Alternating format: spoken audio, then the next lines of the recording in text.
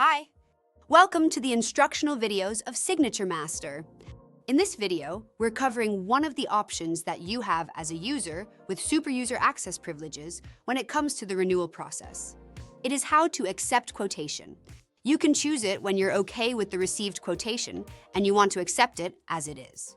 Or after your request for plan change in the next term renewal is done, and you are okay with the updated renewal quotation. Let's see how to do that. As a super user, you had 3 options to choose from. When you're okay with your current quotation and you click on Accept Quotation, you will see a message like this, which informs you that you are converting your quotation to an invoice and then you have to set it up for payment before the expiry date. By clicking on Issue Invoice, you will be directed to this page where you can see the details of your order and invoice, invoice date, invoice term, and its due date. Once the invoice is issued, you have to make sure you pay it before the expiry date to avoid any service interruptions.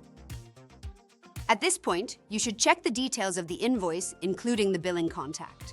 If you want to make any changes to the billing contact, you can do by clicking on Edit Billing Contact. Also, you can click on Print Invoice and save it for your accounting department. But if you cannot pay the invoice right now, you can click on Go to My Inbox, and you will see a pop-up message where you will be warned about the expiry date for your current plan. Make sure this invoice is paid by that date. To access this invoice again later, you will be able to see it on your pending list.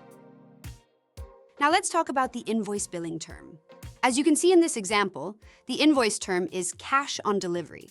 In other words, if you don't want any service interruptions on your renewal time, you should click on the Continue for Payment button, which you'll be redirected to payment page to complete the payment of your invoice. On this page, you will enter the credit card information.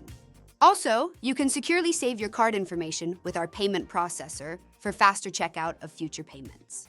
After that, you should hit the Process Payment button. If the credit card is valid, the payment will be completed, and you will see a receipt, which is the confirmation for your payment, and you're done. On this page, you also have several options to keep a record of your payment, as well as check if the changes for renewal, payment, and everything are correct or not.